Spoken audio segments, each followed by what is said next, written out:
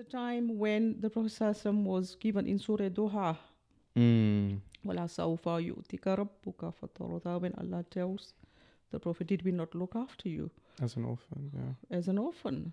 So there's a reassurance element coming from Allah subhanahu wa ta'ala to the Prophet ﷺ that yes, you may experience these, downward trends, but we are there for you. So Allah offers reassurance.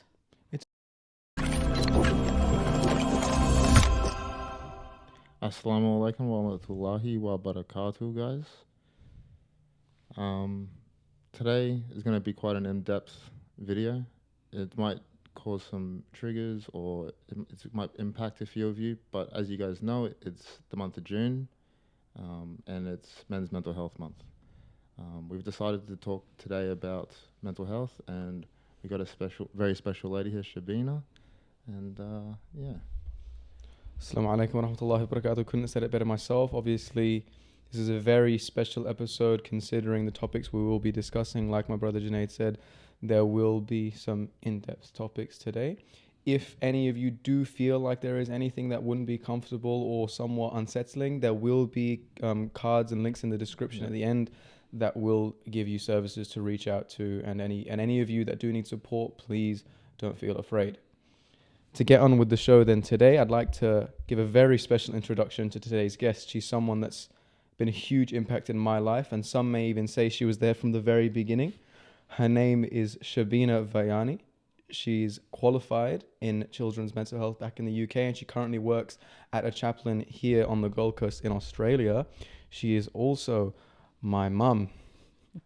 Assalamu alaikum wa rahmatullahi wa barakatuh.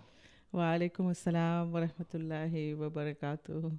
Thank you, you two, for such a lovely introduction. So, as the boys have mentioned, this is Men's Mental Health Month, the month of June. And they invited me to come and talk about mental health and give a perspective from an Islamic point of view. This is why I'm here today. So to give you a little bit of a background as to why I got involved within mental health. I was born in East Africa, in Kenya, moved to England in the 80s, lived in England for quite some years. And eventually trained up as a nurse in the learning disability sector, and eventually worked in the services for child and adolescent mental health services. Within that context, I was supporting and looking after patients who experienced mental health for people who had intellectual disabilities. And in particularly, I worked at a clinic where we supported children who had very, very limited communication in terms of verbal communication because of their intellectual disabilities. And so their way of communication sometimes, when they couldn't articulate what they were feeling, manifested as a challenging behavior. So our clinic looked after families who had children with learning disabilities. So that's where my background is.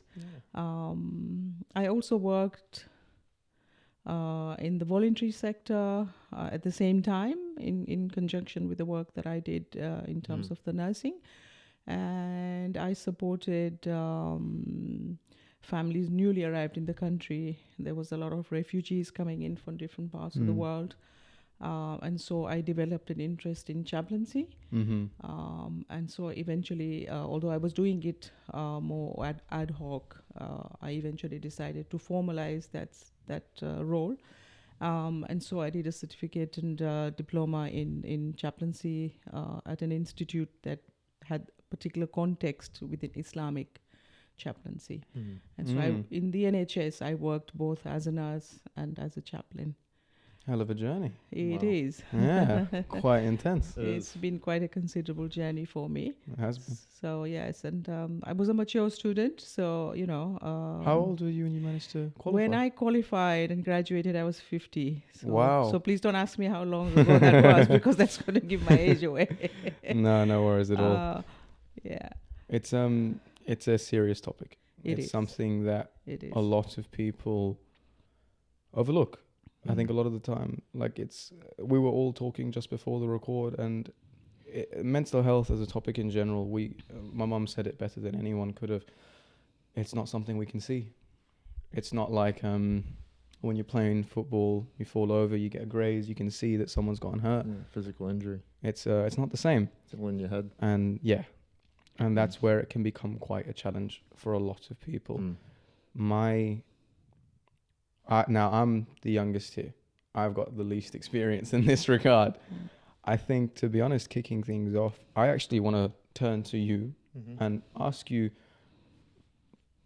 you've lived life as a Muslim and as a non-Muslim. Mm. Now, being new to the faith and having gained such an in-depth understanding so soon, how do you feel the mental health aspect within Islam has been understood to you? And is there anything you feel like my mum, Sister Shabina here, would be able to best suit towards your questions, or for any of the viewers out there? Well, to be honest, at the start coming into Islam, it was quite a overwhelming experience because there was a lot of brothers welcoming you and everything, and it was really good. It was nothing else I've ever experienced before, especially being a non-Muslim. Right? It was very hard for me to make friends, and coming into Islam, everyone's so welcoming, and like I met my brother Awais here, and we've got along so well, and along with a lot of other brothers as well. And it's in that regard, it's helped me with my own mental health, knowing that there's people that I can trust, that will tell me the truth and help me, and like I'm their blood brother. You know what I mean? And I guess I just wanted to ask Sister Shabina here, how do you, I guess the sisters meld in the same way? Is it the same kind of Sisterhood. Yeah, the sisterhood. Yes, I think when it comes to people reverting, there is a considerable support services. They're not always perfect. In my experience, especially in the UK, there were a lot more services, things like, for example, in Ramadan, they would have a specialist services for the reverts to arrange for them to do iftar together. Because you must remember that when somebody has decided to join Islam, they don't always come with their families. They can be ostracized from their families. Some families accept well, some don't. So it's like day-to-day things, things like, say, your food, for instance. I mean, I've known people who still stay at home with their families, and they're still having to use utensils which are not used for cooking halal food. I mean, the practicalities of it, people sometimes don't consider those. And they can have quite a lot of impact on somebody who's wanting to be a good Muslim, and he feels that these are barriers, or she feels that these are barriers for them. There are many who don't even let their families know that they've accepted Islam.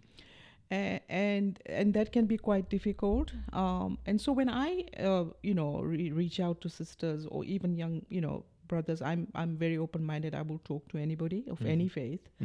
And I always say that, look, if this is the journey you have embarked on, please make sure that you have everything written down. For instance, things like your finances are in order. And this advice I would give to anybody, Muslim or not, is to say, look, have a will done, make sure your finances are there. Make sure you talk about what are you going to do if something happens to you. Because believe me, it's very hard. I have actually experienced, in the mosque here, we've had these experiences as well. Brother Ghost would shed a lot more light on issues like that when somebody passes away and the family is not aware that they have embraced Islam. Or, for instance, they are aware, but haven't accepted. And so when it comes to the point of burial, it gets into a situation, and into a conflict situation. So we don't know what we're doing here. Are we burying this individual as a Muslim? which we feel as a duty as our Muslims, and we know that the brother or sister has accepted Islam, the community will feel that this is the right thing to do.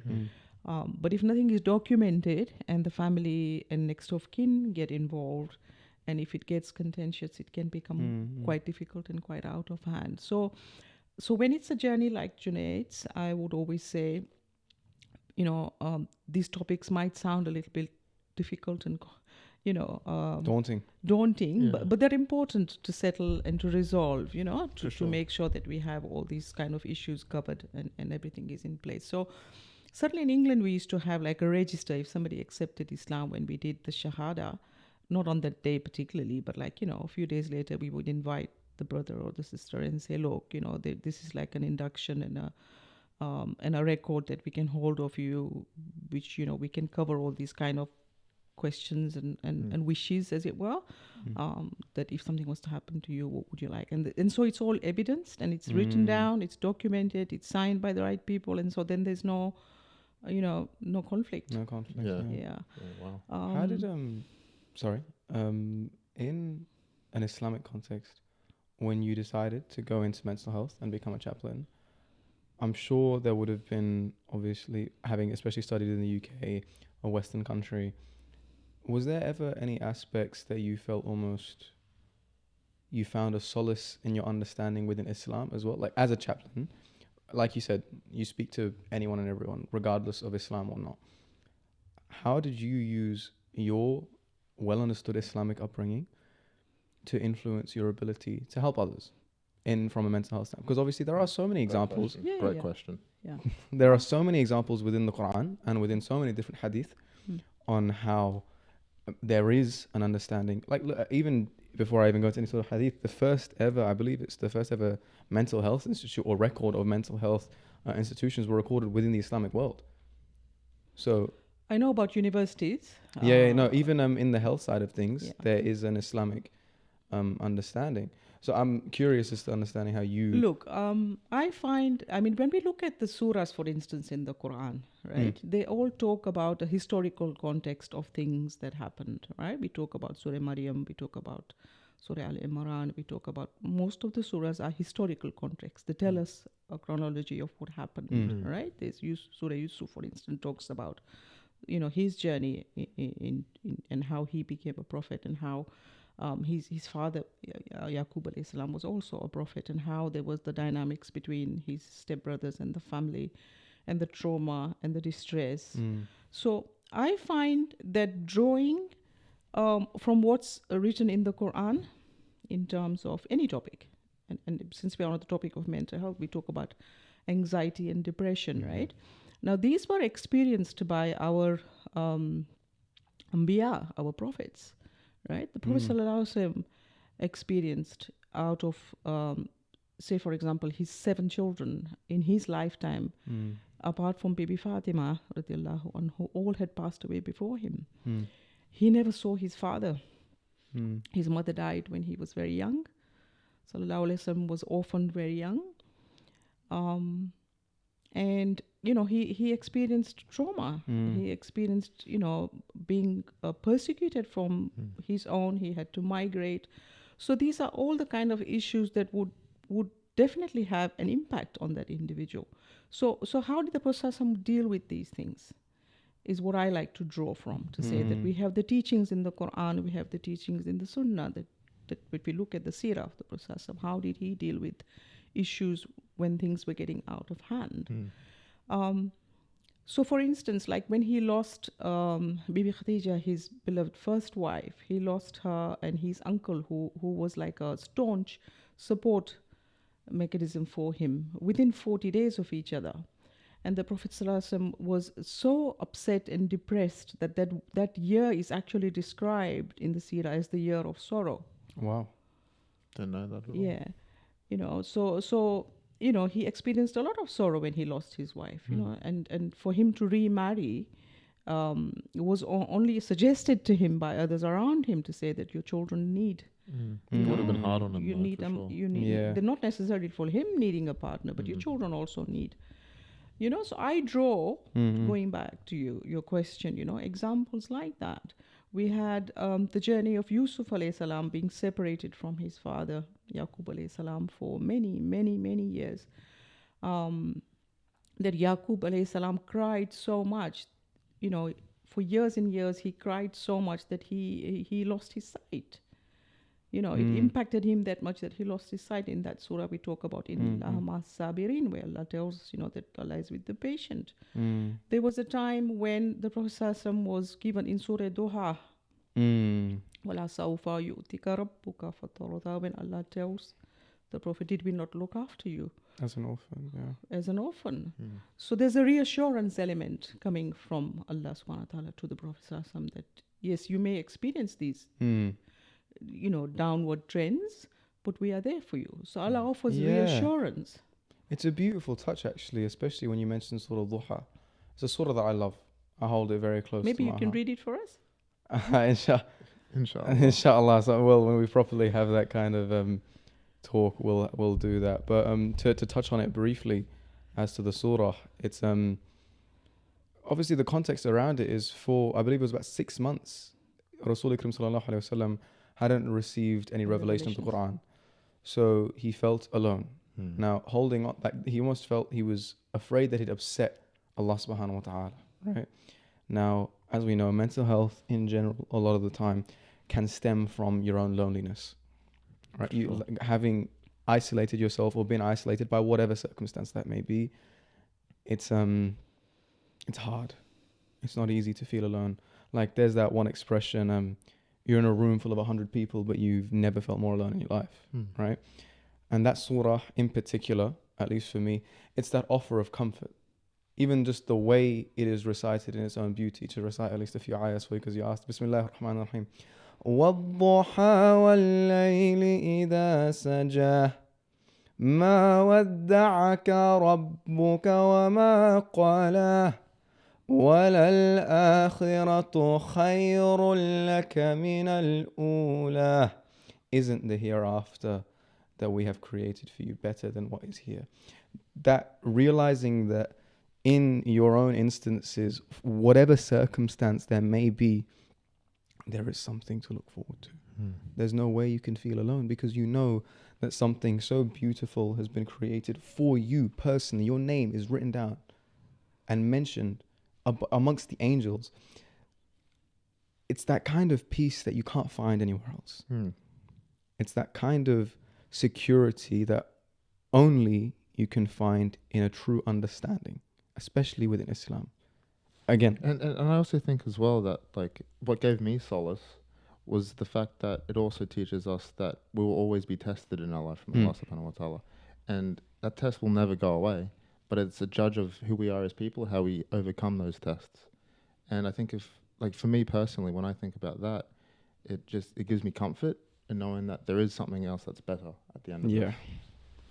So. Yes, for sure we will be tested. That is part of life. It's how we deal with these tests. If it impacts you in such a way that it affects your daily living.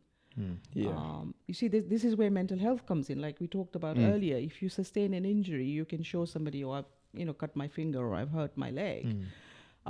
Mental health is not something that you can visibly show somebody if you're not traveling well. So what I'd like to now perhaps touch on is how we deal with it. Where do we turn? Where do we turn to? What do we do? How do people start to speak out about it? Yes, because there's a lot of stigma around it. People don't want to talk about it because it's seen as a sign of weakness, perhaps. Where do you think that stigma comes from? I don't think it's it's an Islamic thing, as it were. The stigma comes because people see it as a sign of weakness. Say, for example, in a work context, for example, if you say you're not traveling well, it might impact on your prospects for promotion. It might impact on you. Somebody high up, they might say, I'm not going to be able to give them too much work to do because I'm not going to get the performance that I need. So there's many things it can impact on. So what I like to look at is a little toolbox of strategies to say where we go. Now, when there is a context of a family, all right, so There are some families who are very close, who understand each other, who can always tell people are not traveling well. Sometimes family can be a detriment because people don't want to discuss things with the family members because they may have worry, don't want to pass and project their worries onto somebody else. So they may not discuss these things. So a lot of the times these kind of emotions are not discussed. If you're worried, you're stressed about something, you don't want to talk about it because you think it's going to affect the opposite person. So what I encourage people to do is, if you have a close family member or somebody you can trust, you can talk to, always keep that line of communication open so that there's somebody you can go and talk to, right? Friend circles, quite important to maintain some sort of a good few friends. I mean, you can have, as you said earlier, a room full of 100 people and you can still be lonely, but you can have a few friends that you can turn to. So it's important to have those kind of relationships so there's somebody you can turn to. And our deen, mashallah, is so beautiful, like for the men, for instance, they come to the masjid for their salah, not necessarily all 5, but although we are encouraged to participate in the congregation. But say, for instance, amongst you two, if you are regularly coming for salah or isha salah and you know that you are regularly there, if you don't see Junaid for one day or you don't see Uwais for one day, you'll say, okay, maybe he's got caught up in something. But if it happens day 2, day 3, you're bound to be on the phone, aren't you, saying, hey, where are you? It's funny, actually, that you say that's how we met. So, Islam gives us those opportunities as well. So if you don't see somebody coming to the mosque, somebody who you see regularly coming to the mosque doesn't come to the mosque. You reach out, you find out, and you talk to each other, you let people know. These days, with the social media and everything, there's so many groups going around, people message so-and-so saying, hey, by the way, so-and-so's not well. Let's go and visit. In Islam encourages that. Reach out, look out. Visit the sick. Visit the sick. Visit your neighbor. Ask about people living around you, even if they're Muslims or not. If you don't see your neighbor for a few days, hey, are they all right? Are they away? Things like that. So we're encouraged to do that. So you build a little circle around yourselves, a little network that you can reach out to. Do you, the reason I actually really want to jump on this question, actually, you had a friend group before you were a Muslim and you have a new friend group now. The people around you have changed.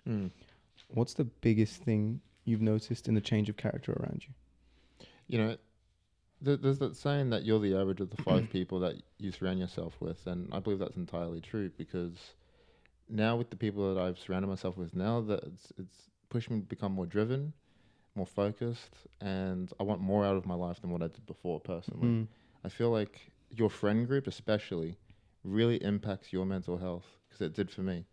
And sometimes you have some people around you that don't want the best for you but want to keep you there out of familiarity or whatever it may be. But I think friend groups, you really got to surround yourself with good people. So that's one factor in your toolbox. I'll talk about society nowadays. For instance, there's everything is social media driven. And I don't underestimate the power of social media, because it can be quite an influence on people. The expectations from people are very high. Youngsters are feeling very driven. They feel that they need to meet a certain expectation. And that's not necessarily always good. No.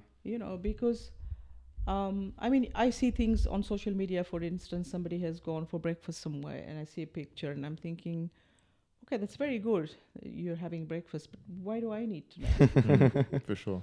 Do you know what I'm saying? Yeah. So there is all this expectation that everybody needs to know what you're up to. And I feel that can have a detrimental effect on somebody's mental health, because you're not keeping up with people then.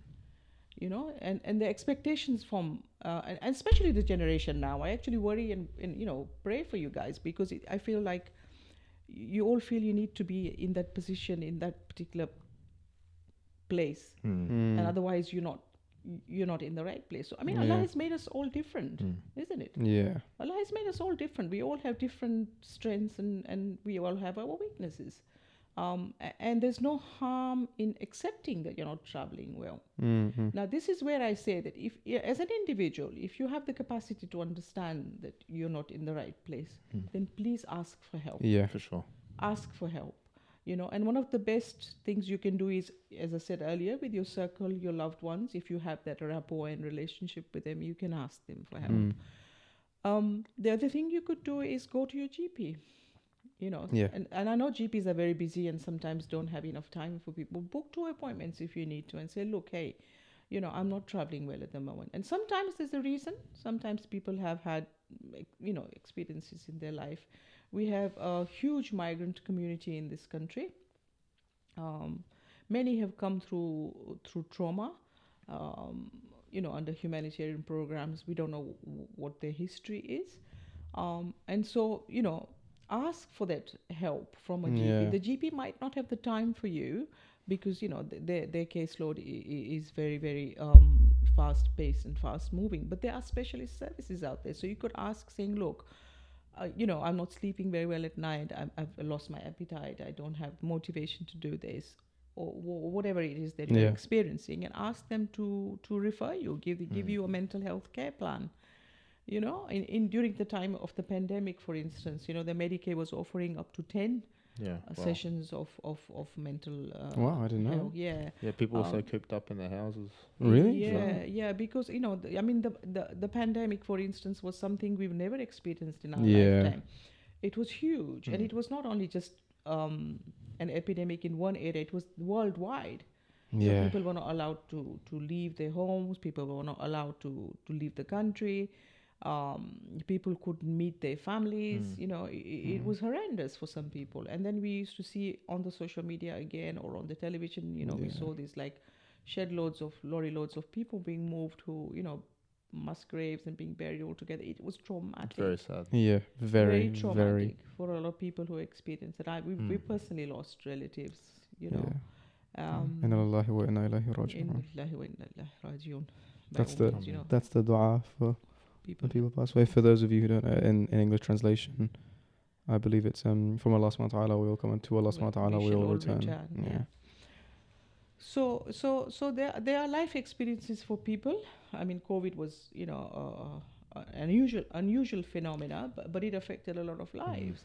Is there an in particular moment in your life, and this just to bring it closer to you so that people can more closely connect, is there a moment in your life where you felt in your own experience that there was somewhere you needed to turn to, someone who you needed to go to?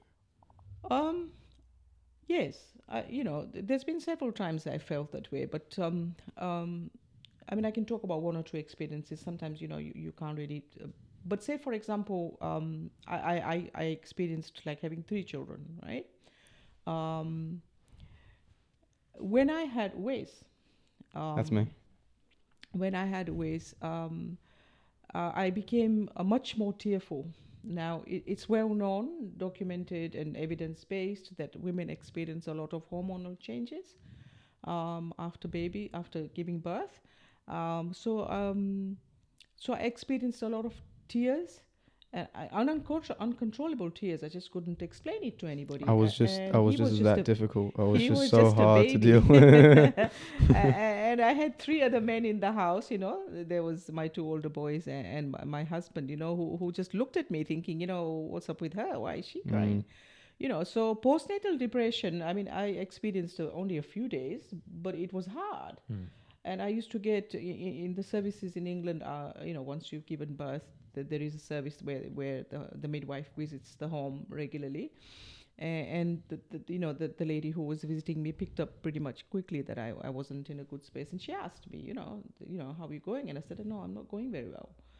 So yeah, that was one time that I experienced it, but I picked up pretty quickly. But I have looked after patients who have experienced postnatal depression and have ended up in the mental health wards. Wow. Because those are difficult journeys, and when, going back onto talking about mental health in, general mental health, not just women's mental health, we talk about the fact that you're not traveling well. So there's like a chemical imbalance, in the Yeah. brain that can cause, these feelings of depression and loneliness and anxiety, um, and sometimes develops into different disorders and personalities and also. So I mean, mental health sort of conditions are many. And I'm not going to sit here and cover those because I'm not a specialist in that, but there are specialists out there.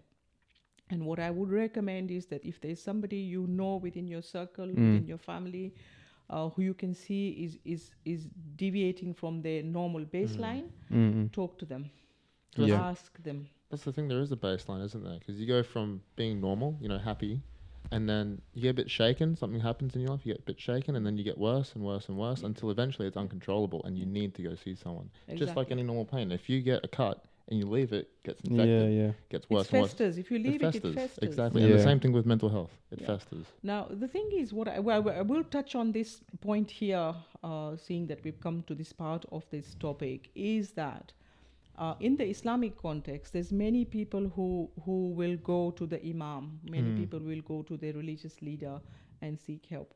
Now, I don't have an issue with that, but at the same time, I would like to mention at this point that their craft is study of Quran and Hadith and those kind of topics. They are not experts at mental health. So I would urge you by all means go and see your imam to seek prayer and reassurance and all that kind of. But please seek the relevant mental health service as well. Go to your GP, ask for the relevant mental health services. And in Australia, I've been here for a little over 5 years. There are many services. There's the transcultural mental health services, the multicultural helplines. So people who don't have English as their first language can seek for help in services like that, where they can have interpreters who can communicate with you in your mother tongue if necessary. So there are services out there that people can reach out to. And yes, I mean Islam is a very grounded religion. It has a structure to it. It has a like the 5-day prayers. What does it do? You wake up in the morning, you start with your prayer. You're what are you doing? You're asking Allah for help. You're talking about, in the Surah Fatiha, we talk about Him being the most gracious, the most merciful. Then we talk about the fact that He must guide us to the straight path. Ihdina sirat al-mustaqim. We ask for guidance to the straight path. It's beautiful. صراط الذين أنعمت عليهم غير المغضوب عليهم ولا الضالين. Amen. MashaAllah. I couldn't help myself. I love it. Sort of Fatiha is like. So in the mental health sort of therapies, as it were, we talk about, for example, one of the therapies being used is talking therapy. So we've talked about that. You talk to people, sit and talk and say, this is what I'm experiencing, this is what I'm feeling. Sometimes just talking to somebody can help. Nowadays, the trend is for lots of other kinds of therapies, cognitive behavior therapies, all sorts of other therapies, including mindfulness. Now, I like to look at the similarities of mindfulness and when we're actually reading the Quran. What is mindfulness? When you talk about mindfulness, I mean, maybe I can give you a little, experience of it, right? You're sitting, right? We're all sitting now. Can you feel the chair you're sitting on? Can you feel your feet in the shoe that you're wearing? Yeah. Kind of self-awareness. It's like you're in the present, okay? Yeah. In the present, right? So when you are reading Salah behind the Imam, try and learn what you're actually reading. So we just talked about Surah Fatiha for now, right? The small surahs usually are read in, Qul Huwallahu Ahad, cool things. Learn the meaning. So when you're actually reading behind the Imam, you're actually understanding what you're saying. So you're experiencing that. So that's the concept of mindfulness. Right? Now we talk about other parts of therapies which talk about being near nature. So go for a walk. Look at what's around you. Feel it. You know, feel it. And when you look at nature, for instance, for me personally, when I look at nature, when I look at, you know, the sea, or I look at the stars at night, if you ever go out, and the sky here is so beautiful, you can see Yeah, stars. clear skies in Australia. You know, and for me, it's the phenomena which reminds me of Allah and Allah's magnificence. You know, we are so insignificant. I remember going to the Science Museum in London one time, and they take you into the planetarium, and then they look at the Earth, and then look at, you know, coming out of it, they zoom out of the Earth, and then they show you your galaxy, and then the universe. And when you then zoom back into it, you know, the Earth is so insignificant when you look at what's out there. The grand scheme of And things. the Quran describes that. And from what I've been told as well is like when it says when you ask for signs, right? You look around you, you stop. All the signs are there. Birds are flying. You know, you got. It's beautiful. There's that like I don't know the exact quote on the Quran, but I've heard this on many little tidbits from Muslim imams and whatnot, and sheikhs on Instagram and stuff like that, and other lectures that I've listened to. There's that understanding that a lot of the time people ask like, prove it, you know, prove that there's a higher power, and Allah subhanahu wa ta'ala says somewhere in the Quran, I don't know exactly where it is, but He says, look around you. Surely Have I not shown you enough to see that there is a creator? You know? There is a we just need to stop and look. Surah Rahman. Yeah. Yeah. Yeah, in Surah Rahman, that's it. You know? This is where I get all my knowledge from. Beautiful. All my understanding comes straight from my mom. How But, many of my, you know, creations will you deny? How many Yeah. things that I have provided you will you deny? Is described in the Surah Rahman. And yes, you know, and you know, talking about earlier, you were asking me about how I felt about, you know, when I was studying, for instance, nursing, and when we look at the anatomy and physiology, Yes.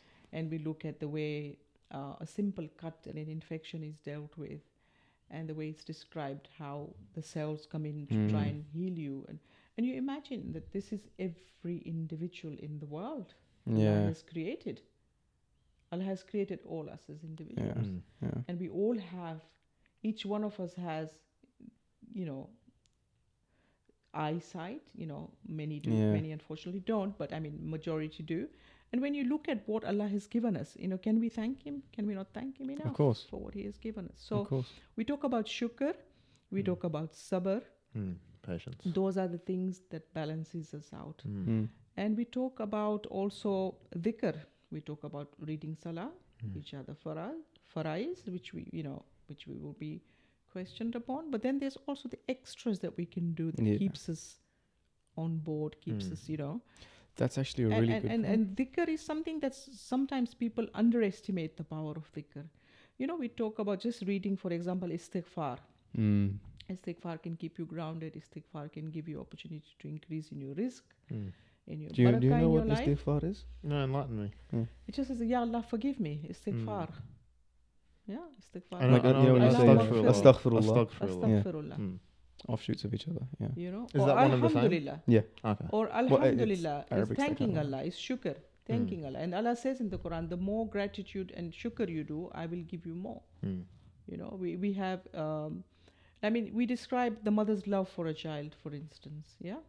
You'd be perfect to speak And about. Allah talks about His love for each of His creation, including us as human beings, which are referred to as Ashraful Makhluqat, which is the highest of His creation. Allah says He loves us 40 times. In some, it says 70 times more than a mother.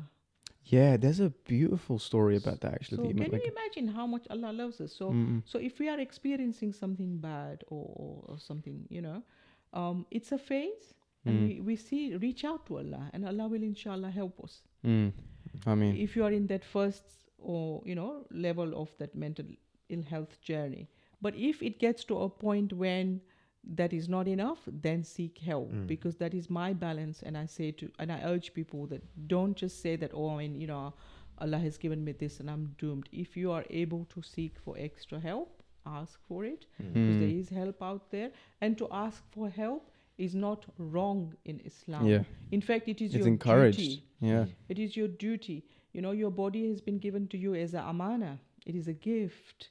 And it is our duty to look after it. It is our responsibility to look after it, not only for our mental health, our general well-being. We must eat right, we must do the right things, think good thoughts, eat well, sleep well. Important factors. Personally, for me, a few years ago as well, it's funny that you touched on that, because I felt like I didn't deserve the help. I felt like other people deserved it more than I did. And I wouldn't go to talk to someone because I thought I'd be taking up their time from seeing someone else that was more important. And thankfully I got past that, but it took time. Yeah. It took time. And Islam has kind of just confirmed my suspicions about how I felt back then, that it was the wrong way of feeling, So Look, every individual experiences their own journey for their life, for what's affected them. Each individual is, and we, in medical terms, we always refer to it as person-centered. So it has to be person-centered. Everybody's journey is different. But what we are taught, and these are moral values, that when you're suffering or experiencing hardship, try and look at people who are worse off than you. Yeah. Because that then makes you a little bit more grateful. Yes. gratefulness is a big one. Yeah, and we live in the Western societies. I grew up in Africa where poverty was pretty open. You would see people begging, quite regularly. I'm not saying it doesn't exist in the Western world. Of course it does, but it's a bit sort of hidden or behind closed doors, So, yeah, it's important to try and look at people worse off than yourself, because then it puts life in perspective. The other thing that I find is in my years of working with younger people is getting involved in voluntary work, getting involved in charity. Helping people is so good for people. Yeah, just for themselves as well. Like helping people, just Yeah, we've touched on this briefly, and just before you continue, actually, it was interesting because in the last episode, I believe it was with Brother Kane, there was that question of what is the waste complex, right? And what does that mean to be me? And a lot of the time, when I'm asked like why I am the way I am, what it is to be that, and I think in this episode we very much, obviously, we've all met my mum. I would have definitely changed my definition by now. What do you mean? About the V complex is what I call it. Oh, yeah. What's the new definition? I'd say it's not perfection. From getting to know Oasis a bit more now, I would say it's the need for helping other people and getting a beneficial outcome for him and for the other person involved as well. Well, this is why we started the Muslim Mindset. Exactly. You know, I mean, the whole purpose of this show is to help. There's so many, and I can't, and I expressed this in the last episode. I got it from my mum. My mum's here on the show talking about it. We're talking about mental health in Islam. We're talking about the idea of helping people. The whole purpose of whenever I tend to do anything, I'm trying my absolute hardest to help everyone around me. That's why I do what I do. And I'm sure many of you guys watching this episode, you're more than welcome to comment and contact me through Instagram and whatnot, where understanding what it means to really help someone and understanding that even if you don't get anything out of it, if it's something you can't not do, how can you see another person or anyone else knowing that you have the aptitude to help and not do that? Like alhamdulillah, like we spoke about it, like how social media is quite a daunting thing. There's two sides to the coin. Social media is also a place where people can help. We have this show, we have the ability to reach out. Not only do people need to turn to other people for help, but other people also need to think, how can I make the first step? It's not just for people that are on the back foot, that are struggling with mental health, that need to reach out to other people, but it's also us that recognize that, okay, we're not doing too bad. We're in a good position. Putting things in perspective is greatly important, because when you're sitting there feeling sorry for yourself, sometimes you genuinely need that. And sometimes you're just feeling sorry for yourself because somebody else has got a better phone than you have. Yeah. So things like that. So you got to put it in perspective. Exactly. Everything is relative. And I think it's important to, like I said earlier, to look at people who are less fortunate, because it puts life in perspective. And there are many agencies here, including our own here with iCare and Brother Coast. We've had, like when we had the fires or we've had the floods, and they'll reach out to people, they'll take youngsters to go with them to go and deliver, for people who've been affected by these kind of disasters and episodes, and it really is, people who lived one day in a beautiful home and the next day it's flooded. They've lost everything. They've lost everything. And then there's, more recently we had, for instance, the earthquakes in Turkey and Syria, and the impact it had on people, not only there, people, loved ones away, people. I mean, I don't know personally many people there, but it affects you. Of course, it affects you. You watch it on the media, and it affects you. And as Muslims, you feel more responsible because these were your brothers and sisters in Islam who've been affected, and so you feel so there's that kind of trauma that can affect people as well, and referred to sometimes as vicarious trauma, where somebody else has suffered it, and you are feeling the impact. It's a level of empathy. It is a level of empathy, but it so it affects you. So important to look after yourself. And I always also, this is one of my favorite analogies. And for many of us who've had the opportunity to fly, you listen to the video, the safety video at the beginning, which tells you what to do in the event of an emergency. And it talks about, these masks coming down. And touch wood, alhamdulillah, I have never had to experience that, but I've known people who have. And it tells you that when the mask appears, if you've got kids or children or any members of your family who may need assistance, you take the mask first before you reach out to them. Yes. That's the safety video advice, because if you're not breathing or you don't have access to that oxygen, you're not going to be able to help anybody. And so I use that as an analogy. If you're not well enough yourself, how are you going to look after others? It's beautiful. It's a beautiful analogy. Yeah. You've got to look after yourself, and it's no harm in or no stigma or nothing wrong with saying, what, I just need a little bit of time out. Show them the card and say, I'm sorry, I can't do this today. This is what we're given in Islam with our salah. Allah subhanahu wa ta'ala has given us that opportunity 5 times a day. Lose your worries, like you said. Yeah, exactly. A lot of people, and it's a beautiful understanding that I got taught so many years ago. As much as there is so much to gain in Islam, there's so much reward in your salah. You don't need to look at salah just that way, because salah is also an opportunity for you. Mindfulness. It's a mindfulness opportunity, and it's an opportunity for you to lose your worries. When you put your head on the ground, when you say Allahu Akbar, tawakkul. It's your tawakkul in Allah subhanahu wa ta'ala. Tawakkul. You have that belief, and as Muslims, we believe that every khair and every shar comes with the will of Allah. Exactly. And to build on and to build that that mindset, that Muslim mindset. That was a really good idea. That tawakkul. Yeah. It takes working at it. It just doesn't come. Yeah. You have to work at it. We have episodes where, you lose that thing. Oh my God, I've lost the ground from under my feet. What happened there? But then you work at it. Exactly. You work. Yeah, you have moments when you've lapsed. So, alhamdulillah. I always love everything. And and Allah is so forgiving. Allah talks about the fact that we make mistakes. We are all made to make mistakes. But then Allah also gives us the opportunity to ask for forgiveness and do tawbah and return back to where we are. So we have the opportunity to reset. And from my understanding, there's nothing better than Allah wants then for us to return to Him in repentance. He likes that more.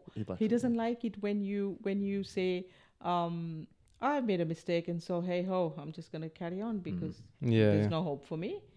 Allah says that there is you can count, there's an end point to some bad deed.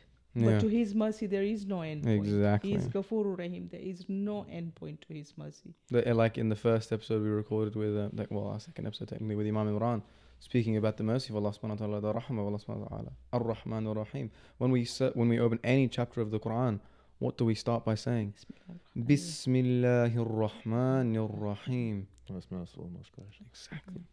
And Allah encourages us to do that with every good thing that we do. Yes, exactly. Every good thing that we do. And we talk about opportunities for praying, opportunities for ibadah is everywhere around you. When eating, sleeping, waking up, there's opportunities all the time for dhikr, for, increasing that balance. Increasing the balance. Opportunities are always there. It's been Any other questions you've got, bro? I think that pretty much covers it for today's episode. I think it was a very good discussion. Very in-depth episode. Um, I just want to open the floor for a moment to my mum and to highlight certain services and things are available. You're more than welcome to take a look straight into the camera. Yeah, so as we were saying, experiencing mental ill health is nothing to be shy of or feeling that it's a bad thing happening to you. It can happen to a lot of people. It does happen to a lot of people. I've personally experienced episodes of feeling not quite myself, feeling depressed or feeling unwell. When we've had opportunity, in your family, you've lost, for instance, like when I lost my dad, some 25 years ago, may Allah grant him Jannah. We seek help draw from what the religion teaches you, that you pray for the ones you've lost. You read for them. You can do opportunities for Sadqa Jariyah for them that hopefully gives them a continuous reward and you solace. And if you are traveling and hitting a bad patch, then seek help. Seek help from your prayers, seek help from your family, seek help from people around you, and also seek help from the medical experts because they know their craft and they can help you. I hope you find this useful. And as I said earlier, we're going to be giving out hopefully some contact numbers that people can reach out to. And if I hope I haven't upset anybody by saying anything or touched on anything that might trigger any of you, but if it has caused that event, please reach out for help. So what did you think of that episode, V? It was hell of a show. Jazakallah khair so much for being on the show today. Jazakallah khair. Thank you for inviting me, Barakallah. Thank you for inviting me. It's been a brilliant episode. It's a hell of a topic. It's a topic that needs to be discussed. It's a topic that, especially in the climate the world is in at the moment, it's something that needs to be spoken about. Obviously, especially considering the fact that it's Men's Mental Health Month, this is a time in everyone's life, man or woman, Muslim or non-Muslim, to reach out. As we've spoke about and touched upon in the episode, some serious events have occurred. There were earthquakes in Syria and Turkey. All of our thoughts and our prayers are with our brothers and sisters out there. We've recently come out of the COVID-19 pandemic. No one is expected to go back to normal like that. It's not human nature. It's not human nature. Again, like our wonderful guest said today, do not be afraid to reach out. We will be having contact cards in the end credits. There will also be links in the description. For any of you out there who feel like you do need to reach out, please don't hesitate. Jazakallah khair for tuning in again. It's been a very in-depth episode. Is there anything you'd like to say or sign off with? I wish you guys all the best. Assalamu alaikum wa rahmatullahi wa barakatuh. Assalamu alaikum wa rahmatullahi wa barakatuh.